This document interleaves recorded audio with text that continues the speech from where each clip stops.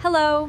Today's video will be from Scott Street in St. Catharines on July 7th, 2026. July 7th, 2026. Scott Street to Vine Street in St. Catharines. This is The Brief on archiving the evolution of Scott Street. The Niagara-based channel Local Herb Verb 789 just released a July 7, 2026 video walking down Scott Street in St. Catharines, perfectly capturing how our everyday neighborhoods slowly change. It's basically a hyper-local, homegrown Google Street View time machine that uses AI enhancements to preserve local history. First, we're taking the nostalgic route. Stephen is walking from Geneva to Vine Street directly into the sun glare. He actually sneaked this walk in while running errands. Finally getting it done after a June 25th attempt was completely ruined by heavy rain. This updates a shaky July 15, 2010 video that went in reverse, from Vine to Geneva, and retraces his childhood 1990s route to Lincoln Centennial School. Have you ever tried retracing your exact childhood walk to school just to see what survived the decades? Second, you'll spot some shifting landmarks. The church right next to Lincoln Centennial actually changed hands. What was once Word of Life, also known as Niagara Celebration Church back in 2010, is now Glenridge Bible Church. We tend to think of massive stone and mortar institutions like churches as permanent fixtures, but they quietly swap identities right under our noses, don't they? Finally, let's talk about the aesthetic updates. Lincoln Centennial School itself received a major cosmetic change. In the 2010 video, the exterior color scheme was red, but in the 2026 version, it's dark blue. It's literally like the neighborhood put on a fresh new suit for its 2026 high-definition update. Ultimately, archives like this prove that even the most familiar everyday streets we walk are constantly in motion.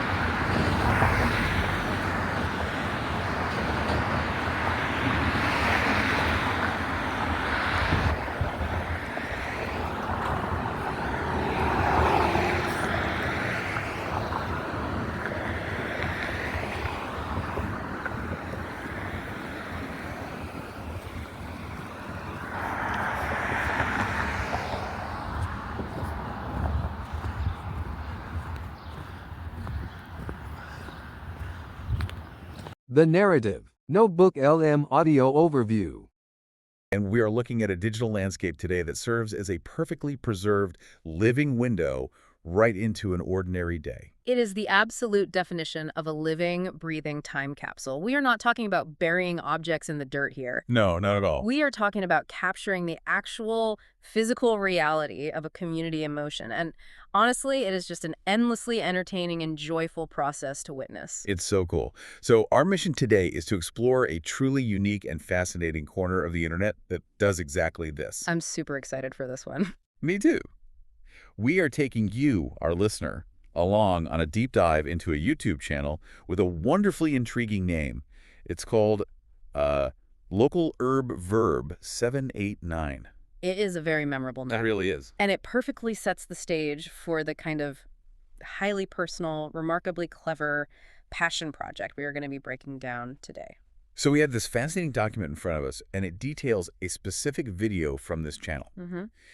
It is entirely centered around a walk down a street, Scott Street, to be precise. Right, which is located in St. Catharines. Exactly, in the beautiful Niagara region. Mm-hmm. But before we get into the specifics of this one street, I kind of want to challenge the premise a bit. Okay, let's hear it. Because for someone who has never heard of this channel, the idea of just, filming a walk down a regular street might sound a bit mundane. I get that, yeah. So what is the actual core concept here? What makes Local Herb Verb 789 so compelling? Well, at its heart, this channel is a dedicated, proactive visual archive of the Niagara region. What the creator does is he takes a camera, heads outside, and simply records the everyday streets, sidewalks, and places around the area. Just normal stuff. Exactly. Yeah. The entire goal is to archive them for future viewing. It is this wonderful way to capture the present moment in high fidelity. Oh, wow. Yeah, he is creating a digital record so that people in the future, whether that is, a few years from now or several decades down the line, can load up the video and experience exactly what it felt like to take a walk on that specific day in history. That is so awesome. And the creator of this channel, a guy named Steven, has been joyfully archiving these videos since all the way back in 2009. Which is wild to think about. 2009, I mean, if we think about the timeline of the internet, 2009 is practically the Stone Age of modern YouTube. Oh, absolutely. That was an era of blurry vlogs and viral cat video. It really was. To have the foresight back in 2009 to just point a camera at the everyday world with a specific intention of preserving it as a public archive, it's quite remarkable. Yeah, it really is. Most people back then were just trying to figure out how to upload a video from their flip phone. But Steven was already thinking about the historical value of the present moment. It is such a brilliant, happy goal. It actually makes me think about the way we try to preserve our own personal memories when we were kids. Oh, I like where this is going. When you build the most epic, architecturally impossible blanket fort in your living room. Oh, totally. Using every chair and pillow in the house. Exactly. And it cannot last forever because your parents are, they're going to make you clean it up before dinner. The worst part of building a fort. Right. So you beg them to take a picture of it. You want that picture so you can look at it 15 years later and just smile, remembering exactly how cool it was. And that's a perfect comparison. Thanks. That is what Steven is doing, but instead of a blanket fort, he's preserving an entire community for anyone who wants to remember it. That is a great way to look at it. What is so fascinating about this approach is the sheer, undeniable value of capturing the everyday. Yeah, the normal stuff. Think about standard photography and videography. So often, when people pull out a camera, they only point it at the famous landmarks. Right, like the tourist spots. Exactly. In the Niagara region, obviously everyone points their camera at the massive waterfalls, the historical monuments, or the big public festivals. But Steven is consciously choosing to point his camera at the familiar standard streets that local people walk every single day. The exact stuff that everyone else just completely takes for granted. The sidewalks, the stop signs, the neighborhood schools. Precisely. And by capturing those mundane, ordinary spaces, he creates this magical, unvarnished window into the past. Oh, for sure. Because the truth about our physical world is that the everyday landscape changes constantly. Buildings are repainted, trees grow, signs are swapped out. New cars replace old cars in the driveways. Exactly. But these changes happen so slowly, so incrementally, that we rarely notice them on a day-to-day basis. We just walk right past them. Right. It is only when you have a dedicated archive like this that you can truly appreciate the evolution of a neighborhood. I want to pause here and ask you, listening to this right now, to just imagine that concept applied to your own life. It's a fun thought experiment. It really is. Imagine if you could load up a crystal clear video on your TV right now of your exact neighborhood from 10, 20, or even 30 years ago. That would be amazing. Imagine how cool it would be to just digitally walk down the street you grew up on. You would see all the little details that your brain completely forgot about. The things you didn't even realize you missed. Totally. You would see the old models of cars parked on the street, the retro store signs that used to be at the corner, maybe the massive oak tree in your neighbor's yard back when it was just a tiny, struggling sapling. I love that. It would be an absolute blast to watch. It is a profoundly joyful experience to reconnect with the past. In that way, it gives you this great appreciation for the passage of time and the shared physical spaces we all inhabit. Right. It really turns a regular street into a canvas of community history. Now, here is where the story of this channel takes a really fascinating technical turn. Yes, the modern twist. Because while Steven's goal of saving the past started with very basic technology all the way back in 2009, he is currently doing something incredibly cool. He really is. He is using some brand new, cutting-edge modern technology to make his videos even more fun, accessible, and entertaining for his current audience. We need to talk about his brilliant use of what I am going to call the AI picture frame. This is one of the smartest aspects of how the channel has evolved over the years. It is so clever. It is a masterclass in how a content creator can respect their original long-term audience while simultaneously embracing new tools to welcome a newer audience. Let me set the stage for this, because it is such a modern internet dilemma. Right. According to our document, between the years 2024 and 2025, the local Verb 789 channel actually gained a whole new group of subscribers. Which is great for any channel. But here's the catch. These new folks did not initially subscribe for the quiet, historical walking archives. Oh, interesting. Yeah, they subscribed because they loved these AI-generated music lyric videos that the channel was experimenting with and putting out at the time. Right. It is very common for internet channels to experiment with different types of content formats. Totally. And those AI music lyric videos were clearly highly engaging, upbeat, and struck a chord with a certain demographic of viewers who love fast-paced musical content. But those specific standalone AI lyric videos are no longer being uploaded as separate independent videos. Instead, Steven decided to integrate that AI content into his commuting and neighborhood archive videos. Now, I have to push back here for a second because when I first read this, I was skeptical. I think a lot of people would be. Right. If the whole point of the channel is to provide a pure, unvarnished historical archive of a street in St. Catharines, doesn't slapping an AI-generated host and artificial music on top of it fundamentally ruin the time capsule? That's the big question. How does he keep his original 2009 fans who want pure reality happy, while also entertaining the 2024 fans who want upbeat AI music? That is exactly the creator's dilemma. How do you serve two very different audiences with two very different expectations without alienating either of them? It sounds impossible. If you just blend everything together haphazardly, you ruin the archive. But his solution is incredibly smart, highly structured, and as you will see, unfailingly polite. Super polite.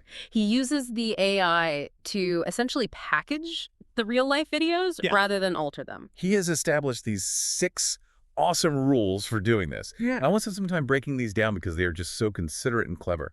Let's walk through Steven's 6 rules for AI integration. Rule number 1 dictates that the AI music is simply placed happily in the background of the video. Oh, nice. It provides a nice, pleasant, upbeat soundtrack for the viewer, but it does not overpower the visual archive. It is an accompaniment, not the main attraction. It just gives the whole walk a really nice, enjoyable vibe.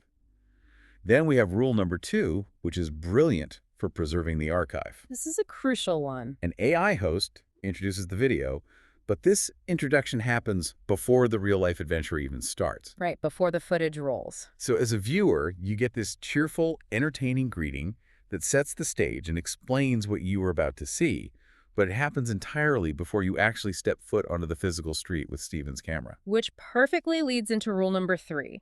The AI host only comes back to say a cheerful goodbye after the physical walking video has completely stopped. That is so smart. It means the core content, the actual archival footage of the street, the cars, the buildings, remains totally uninterrupted from start to finish. There are no AI characters popping up in the middle of the street. Rule number 4 is just classic, polite YouTube etiquette. handled perfectly. Mm-hmm. After the video has stopped, during that goodbye segment, the AI host politely thanks people for watching and kindly asks them to subscribe to the channel. Very standard, but very necessary. This is so smart because the AI host is doing all the helpful, necessary heavy lifting for the channel's growth, Exactly. which allows the pure archival video to just exist on its own without Steven having to constantly beg for likes and subscribes while he is filming a church or a school. That separation of duties is very clever. Now, rule number 5 is perhaps the most important from a strict archiving perspective. I agree completely. Every single AI element in the video is clearly and explicitly labeled. Steven ensures that everyone watching knows exactly what is real, captured footage of the physical world, and what is fun, generated tech. There is total transparency. I absolutely love that. There's no trickery, no confusion, just pure honesty with the audience. It's very respectful. And finally, rule number 6, which serves as the overarching philosophy for the whole setup. The use of AI is purely just to package the video, making it super viewable and fun. Right. The AI's role is strictly limited to enhancing the presentation of the video, nothing more. The document we were reviewing is very explicit on this point. The AI does not actively interfere with or change the archival footage itself. Not a single pixel. The physical video of St. Catherine's remains completely unaltered by the artificial intelligence. It is a wonderful, highly respectful compromise. Okay, let's use a real-world analogy to make this super clear. Imagine going to a classic movie theater. I love this comparison. The AI elements, the host, the music, the intro, are like the beautifully decorated lobby of the theater. Right. It is flashy, there's fun music playing, there are bright lights, and there is a polite ticket taker welcoming you in and asking you to come back next week. Smelling the popcorn, enjoying the vibe. Exactly. It is a great experience. But when you walk through the doors into the actual auditorium to watch the film, which is the archive video, the lights go down, the lobby music stops, and you just get to watch the pure classic movie completely uninterrupted. It is perfect. The lobby makes the theater fun to visit, but it doesn't change the movie on the screen. That is a fantastic way to visualize it. The AI is the lobby. The archival footage is the feature presentation. good. It shows how incredibly smart Steven is as a content creator. He is actively honoring the original fans who have been supporting him since 2009, ensuring they still get the pure, unaltered visual archives of the Niagara region they signed up for. Yep, keeping the core audience happy. But simultaneously, he is providing the newer fans with the fun, upbeat AI hosts and music that they enjoy. It is just a perfect happy compromise. Everyone gets exactly what they love, and the digital archive is beautifully preserved for the future. It's a win-win. So, now that we totally understand the incredibly cool mechanics of how these videos are presented, let's dive into the actual physical adventure that Steven went on for today's specific video. Yes, the walk itself is where the true value of the channel shines through. So the specific video featured in our deep dive document today was recorded on July 7th, 2026. And the route is a beautiful walk down Scott Street, going straight from Geneva Street all the way down to Vine Street in St. Catharines. A classic route. But here's the absolute best part. The detail that makes this a true time travel adventure for the viewer. Steven walked this exact same path way back in 2010. Which is incredible to have that baseline to compare it to. I know. Specifically, he recorded that original walk on July 15th, 2010. And it is worth noting a very fun little detail from the document. Oh, what's that? In the 2010 video, he actually walked the route in reverse, starting at Vine Street and ending at Geneva Street. That is so cool. If we go back to a video game analogy, it is exactly like playing a level you know by heart, but playing it backwards. No, that's exactly what it's like. When you walk a familiar route in reverse, your brain suddenly has to process all the landmarks from a completely different angle. You notice buildings you usually walk right past, the lighting hits the trees differently, and you get a whole new perspective on the exact same scenery. It is a blast to experience. It absolutely changes your spatial awareness of a neighborhood. But, getting this updated 2026 footage wasn't completely smooth sailing. Oh, right, the weather. The document includes this great, funny behind-the-scenes detail about a rain delay. Nature does not always cooperate with the creator's archiving schedule. This is one of my favorite details. Yeah. Steven actually tried to film this epic 2026 update earlier in the summer on June 25th. Right. He went out, got the camera ready, and started walking. But he got caught in this massive, heavy rain downpour. Just terrible luck.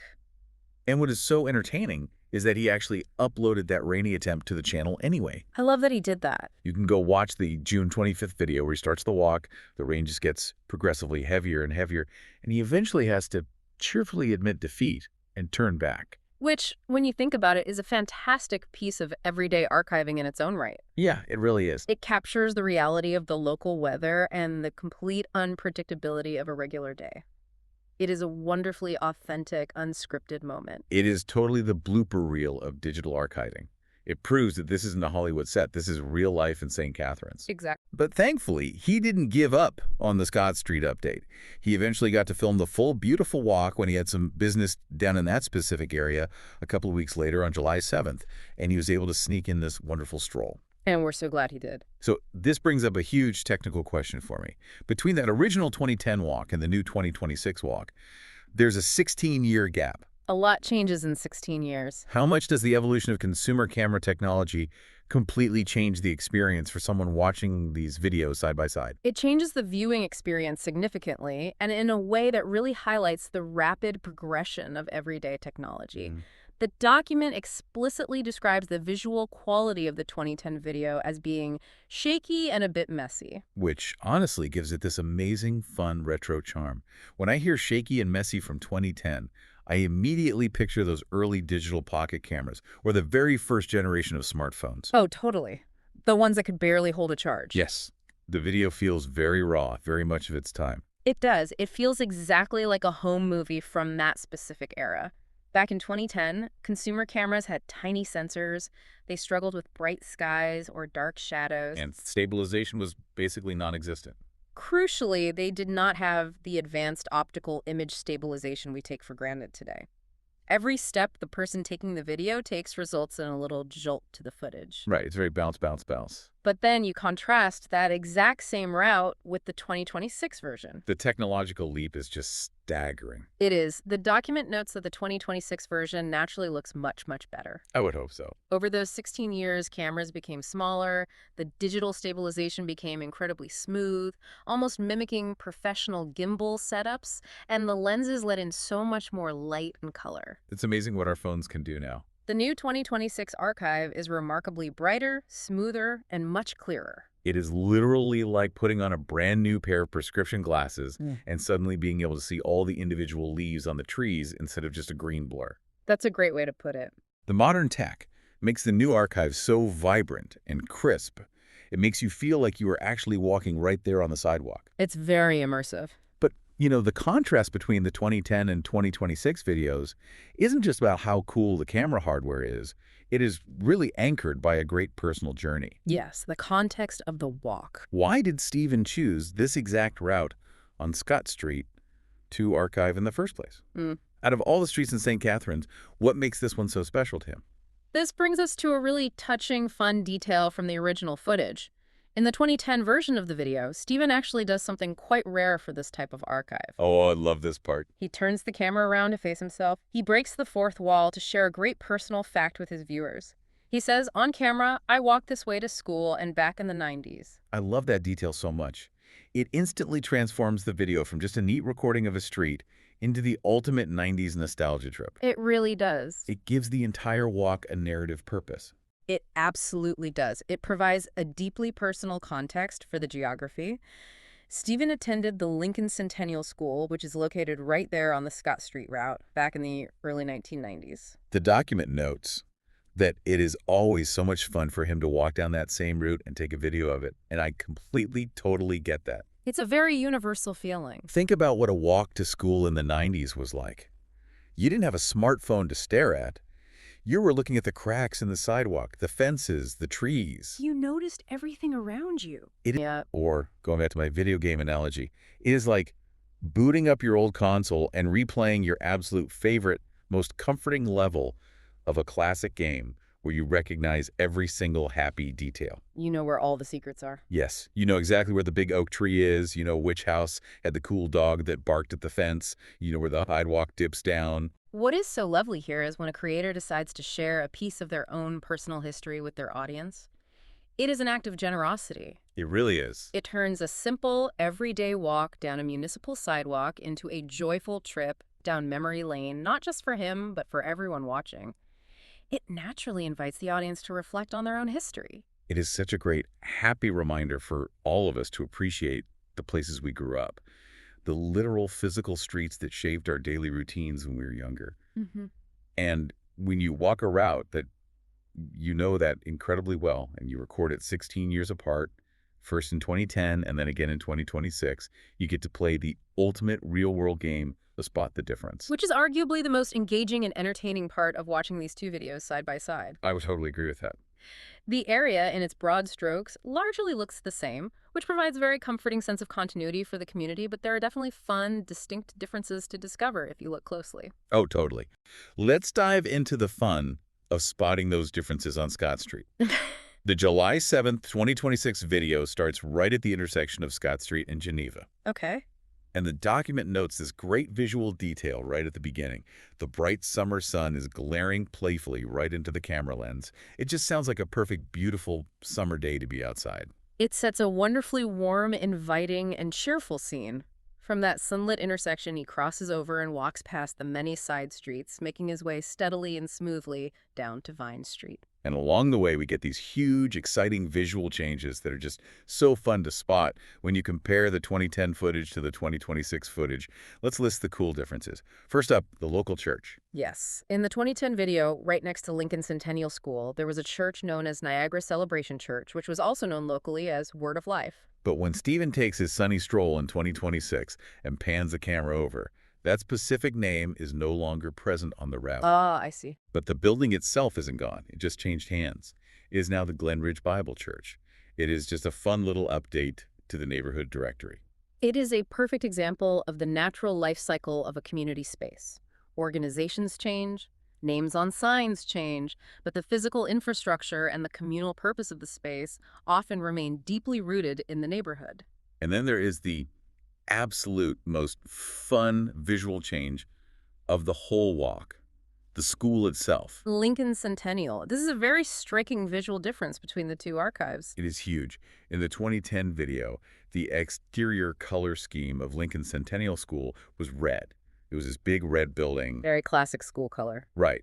But now, in the 2026 video, you walk up to it, and it has been painted a brilliant dark blue. A complete and total transformation of the building's aesthetic identity. So why is this so fun? Why do simple things like a church changing its sign or a school building changing from red to dark blue feel so incredibly exciting to discover when you're watching an old video compared to a new one? It's funny how that works. It honestly feels like finding a hidden treasure on a map. It is a great question.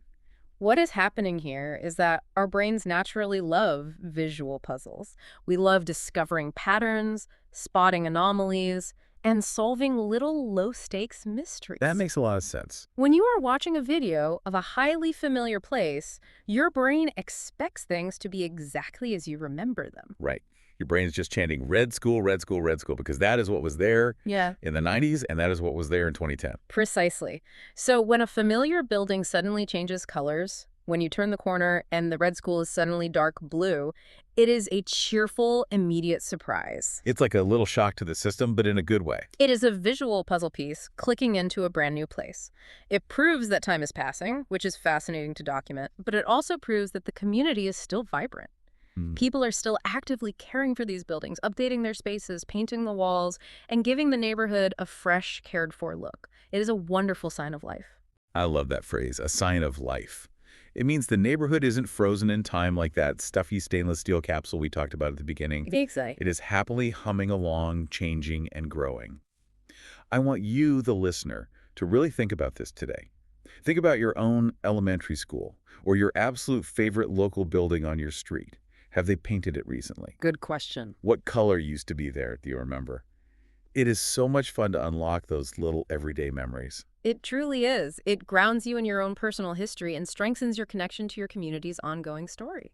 Well, as we wrap up this absolute joy of a deep dive, let's just quickly recap all the fun we had exploring this topic today. Sounds good. We discovered the fantastic local Verb 789 channel, which is doing the awesome, highly valuable work of everyday archiving in the Niagara region. We explored Stephen's clever and incredibly polite use of AI rules to package his videos, ensuring both his new fans and his long-term fans are perfectly happy and the archive remains pristine. Yes.